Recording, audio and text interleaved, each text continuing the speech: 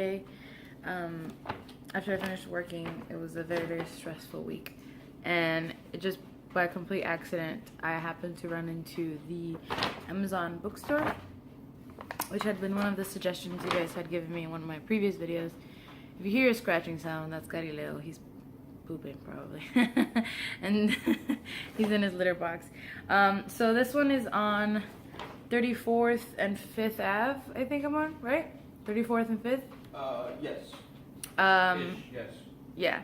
And so I was actually at the Empire State Building working on an event. That sounds fancier than it probably is, but I just happened to just look across the street and I saw that it was the Amazon bookstore, and I said, obviously I have to go. And of course I got a few books. So what's cool about it is that you can, if you're an Amazon Prime member, you get the price of the book is the price that it is on Amazon Prime, and you can pay with the app. So if you have your phone on you or something and you have your credit cards on there, then you can pay straight from the app, and it's pretty easy, pretty seamless. And then they give you a bookmark for each of the books that you get, which is awesome. So I got 3 books, 2 of which I believe are gonna be diverse reads, which I'm pretty excited about. The first is Giovanni's Room by James Baldwin. I have never read any James Baldwin. I know he's like a staple of Black literature and New York literature. So I think this is about, actually I don't remember what this is about, but I think it has to do with obviously race relations, like most if not all of his books do. I think it might also be an LGBTQ plus book. It says set in the 1950s Paris of America. Wait, let's start that over. Set in the 1950s Paris of American expatriates, liaisons, and violence, a young man finds himself caught between desire and conventional morality. With a sharp, probing imagination, James Baldwin's now classic narrative delves into the mystery of loving and creates a moving, highly controversial story of death and passion that reveals the unspoken complexities of the human heart. I guess he is sort of known to be a little bit controversial by some.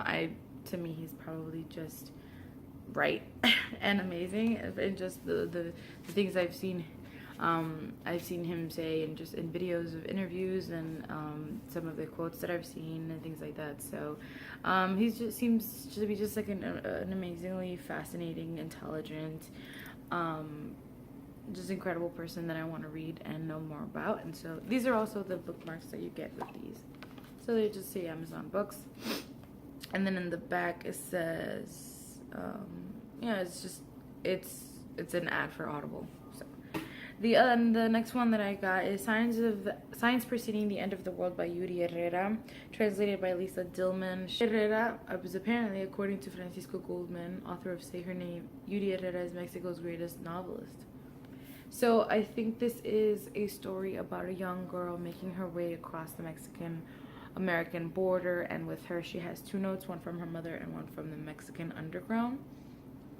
So that sounds really intriguing and interesting, and I think it'll explore a lot of very important themes, especially for the time that we're living in. Plus it's also a pretty short book, so that's always a plus.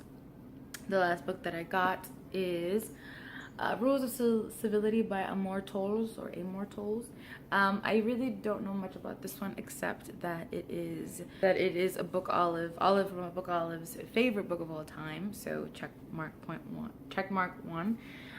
That is set in 1930s New York, check mark 2.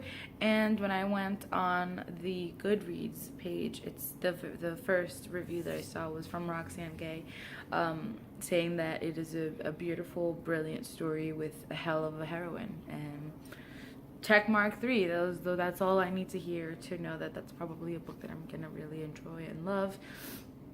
So overall, I enjoyed the bookstore. It's not terribly big. It's kind of, I guess, medium sized. It has a lot of things that you can also get on Amazon, like a lot of gadgets and stuff that you can get on Amazon. So that was interesting. It had small sections on every little thing, and then each book had, so the books were displayed in a, I guess not the best use of space way. They're all facing forward, and there's like an inch or so between each book. So a lot of books, a lot of shelf space is used just by displaying them that way. But at the same time, it really allows you, for people who might only know a book by its cover, might not remember what it's called or something like that, it's a good way to catch their attention. And then at the bottom, there was a little card with like a review of the book that I think you can probably find on Amazon, on their Amazon reviews part. So overall, I enjoyed it. I thought it was cool. I thought it was neat the way that you can pay. I thought it was cool that you can get your Amazon your Amazon Prime price. It's obviously in a great location. A lot of people are going into the Empire State Building or passing by the Empire State Building, so they might come across it and go inside and explore. I think you had a good selection of bestsellers and new books, a little bit of lesser known books, and it had a section that I always like to see in bookstores, and it's like, if you like this, and then you will like this as well. So that was nice. Overall, I really enjoyed it, and I would recommend that you pass by, especially if you're an Amazon Prime member. I don't know if there are more of them. There probably are. I would imagine that there are not. And so yeah, it was great. Like most of these that I do, I don't plan them. Most of the bookstores, I honestly just come across very randomly, like I did with this one, and then I decide, hey, that's the next episode in the series, and so that's how this happened. And I enjoyed it, and I got some really great books out of it. I'm really excited to read and get to. So, hi baby. You know, the paper bag has called out to him. So yeah, I hope you guys enjoyed this, and until the next episode.